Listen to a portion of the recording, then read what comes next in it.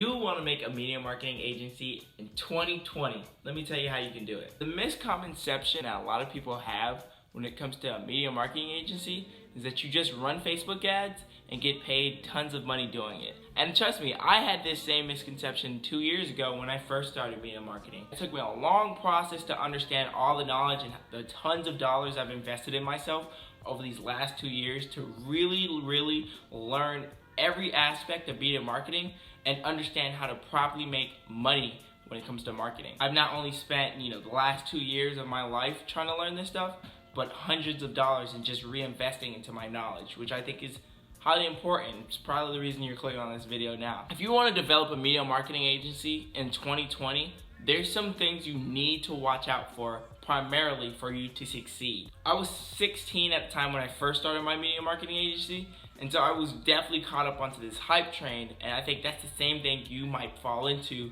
if you don't take precautionary measures to really understand what you want to get into and what that looks like. Now, if you clicked on this video because you wanted to learn some quick rich scheme on how to make $2,000 to $5,000 to $8,000 to $10,000 a month from just running some boost Facebook ads, I'd sadly just say to you, this is just not the page. This is a page that is here to teach you how to understand media marketing, and not only just understand it, but to be the primary best in it.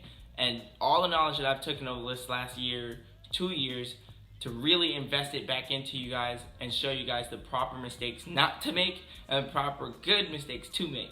They're not mistakes, they're just good choices. Don't follow the hype train. It's not something you'd want to do, and it's primarily not something you'd ever want to do. Media marketing is not as complicated, but if you do so the wrong way, you will tarnish your name, and the amount of opportunities that you can have to expand as an agency will be limited to none. Let's talk about learning media marketing before you get into it.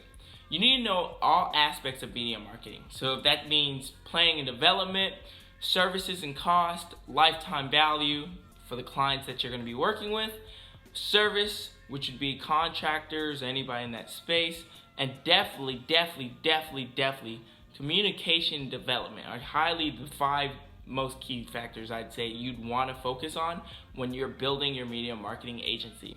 Now, I've had friends, and I do actually know people right now who I just talked to somebody today who watch a few videos about media marketing, is inspired to make a few calls, they get a meeting set up, and then they have nothing prepared. Preparation is definitely important when you're coming into this. Don't overdo it too fast. Learn everything.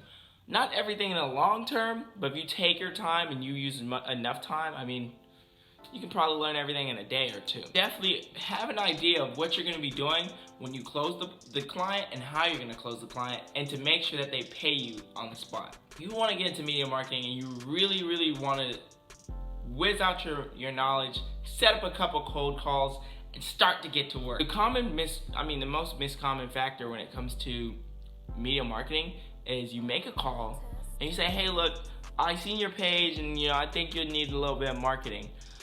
That's not going to work. Really learning the clients you're going to work with and learning what's wrong with them is important. It's actually the most important step that you can make into the client relationship and even the service that you're going to be providing. My problem at first when I was first starting media marketing, all honesty, I had a client that I knew nothing about his business, nothing. I knew he needed marketing and I knew he needed ads, but I was charging him this high retainer that just didn't make any sense to him. It didn't really make sense to me because I didn't know what his problem was. And don't assume his problem. And don't assume their problem at all. See what they need from you, and even if you're even able to work with them. You don't want to be stuck working with somebody you don't want to work with, and you don't want to be stuck working with somebody who doesn't even know if they need your service. So, really know your clients well. Know what they need. Know what service they provide. This is important, especially when you hop on this call with them and you set up that meeting. You definitely want to know what's wrong. If they're not running ads, I think the best thing to do is see if they're even running ads. And if they are running ads, check if those ads are even proficient. Talk to them about it. Say, hey, look, I seen that you ran ads, but I kind of don't know if they're converting. Are those ads converting? Have that conversation with them.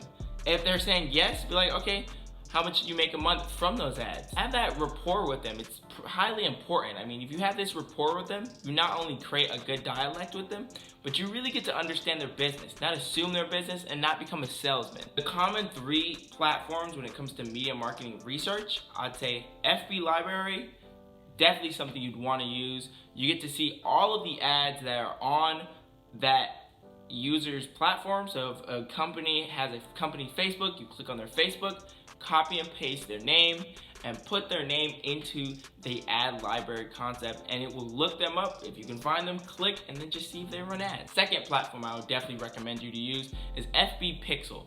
Now, FB Pixel is something that reads, into the computer system to see if the websites that you're hopping on even have a pixel. That allows you to know if that company is using a Facebook pixel to be able to collect massive data on their website to know if people are coming in, what age groups and demographics. And I think it's definitely beneficial for them to know that that platform's out there. And if they do have one, that's even better. That means they're more likely running ads and they know that this is beneficial for them to double their ad spend, and it's good for you because you can charge a little bit more. Last but not least platform I would definitely want all of you guys to use is Pipedrive. Pipedrive is a CRM that keeps everything together. I mean, setting up meetings, client evaluation, definitely when you price each one of your clients and want to keep them in order to see if they're in different steps. So that's setting up a meeting, closing the meeting, and then having them as a full client. You're able to do that process and see it visually instead of keeping it all in your mind, which you don't want to do. Those are the 3 platforms I'd recommend you guys to use, and this is the 2020 media marketing strategy that I think you should use coming into this new year. Yes, it's a jumble, and yes, it's a lot, but I think if you can properly list everything that was said here in this video and you reoccur it into your daily activities with your media marketing agency you want to develop, you'll be more than none highly successful and will be able to definitely make more than $20,000 to $30,000 a month with no problem and ease. Like, comment, share, and turn on the subscribe button and the notification bell. Alright guys, see you later.